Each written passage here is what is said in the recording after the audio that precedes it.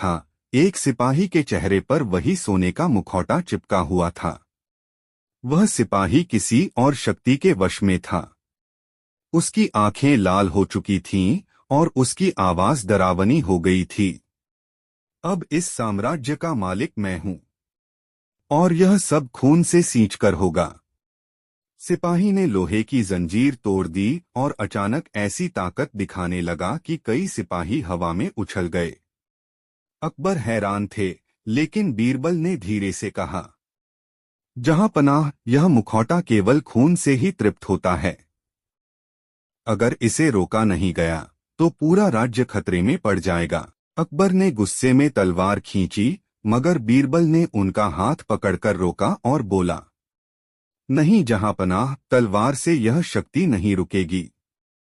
हमें इसका असली रहस्य खोजना होगा, वरना सब खत्म हो जाएगा। इतना कहते ही मुखौटा पहने सिपाही पागलों की तरह हंसते हुए महल से बाहर कूद गया और रात के अंधेरे में गायब हो गया। अब सवाल था, यह मुखौटा आखिर कहां से आया था और इसे कैसे रोका जा सकता था। जारी रहेगा अगले भाग में, मुखौटे की असली उत्पत्ति। क्या आप चाहेंगे कि मैं अभी मुखौटे की असली उत्पत्ति लिख दूं? मुखौटे की असली उत्पत्ति। बीरबल पूरी रात सो नहीं पाए।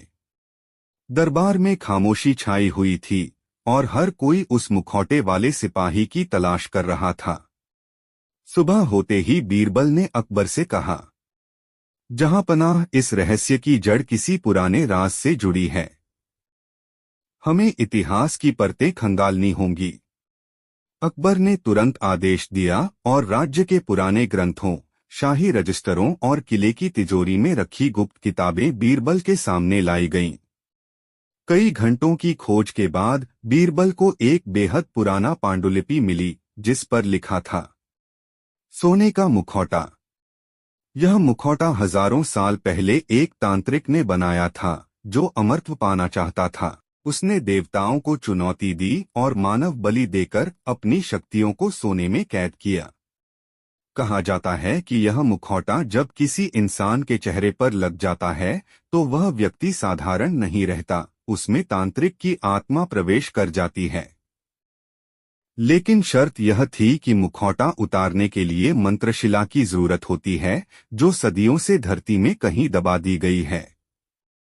अकबर ने गंभीर स्वर में पूछा, तो क्या इसका मतलब है कि वह सिपाही अब उस तांत्रिक की कठपुतली बन चुका है? बीरबल ने सिर हिलाया। हाँ जहांपनाह, और अगर हमने मंत्रशिला नहीं ढूंढी तो यह तांत्रिक वापस जीवित होकर पूरा साम्राज्य निगल जाएगा। उसी वक्त दरबार में एक खबर आई, जहांपनाह, वह सिपाही गांव-गांव में खून बहा रहा है।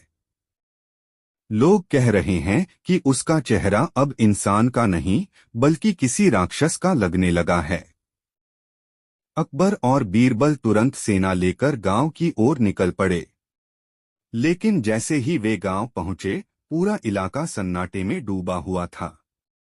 घरों के दरवाजे टूटे पड़े थे, दीवारों पर खून के निशान थे और बीच चौपाल में मिट्टी पर वही तांत्रिक चिन्ह खुदे हुए थे। अचानक हवा में फिर वही साधु की आवाज गूंजी, तुम जितना गहराई में जाओगे उतना ही मेरे करीब आओगे। मंत्रशिला खोजो, अगर हिम्मत है तो। और उसी क्षण धरती हिली, मानो नीचे कुछ जाग रहा हो। जारी रहेगा अगले भाग में, धरती के नीचे छुपा प्राचीन तांत्रिक। क्या आप चाहेंगे कि मैं अभी धरती के नीचे छुपा प्राचीन तांत्रिक भी लिख दूं? धरती के नीचे छुपा प्राचीन तांत्रिक। धरती हिलने लगी, गांव के लोग चीखते हुए इधर-उधर भागने लगे। अकबर ने अपनी तलवार संभाली और सैनिकों को सतर्क रहने का आदेश दिया। लेकिन बीरबल शांत खड़े जमीन की कंपन को महसूस कर रहे थे। अचानक चौपाल के बीचों बीच जमीन फटी और धुएं के गुबार के साथ एक गहरा गड्ढा बन गया। गड्ढे से आती आग की लपटों के बीच से वही मुखौटा पहने सिपाही उभरा, लेकिन इस बार उसका शरीर पूरी तरह बदल चुका था। उसकी ऊंचाई इंसान से दोगुनी हो चुकी थी, हाथ पंजों जैसे नुकीले थे और आंखें अंगारों की तरह जल रही थीं। वह गरजकर बोला, मैं अब सिपाही नहीं, वही तांत्रिक हूँ जिसे सदियों पहले कैद किया गया था। यह साम्राज्य अब मेरा है। दरबारियों और सैनिकों की आंखों में भय साफ दिख रहा था। अकबर ने तलवार उठाई और ललकारते हुए बोला, यह साम्राज्य अकबर का है।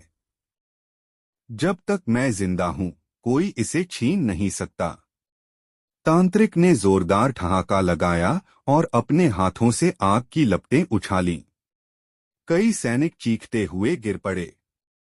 अकबर और उनकी सेना पूरी ताकत से लड़ने लगे, लेकिन तांत्रिक की शक्ति इंसानी ताकत से कहीं ऊपर थी। बीरबल ने तुरंत जमीन पर बने चिन्हों को गौर से देखा। उन्हें याद आया कि पांडुलिपि में लिखा था, तांत्रिक की शक्ति को रोकने के लिए मंत्रशिला ही उपाय है।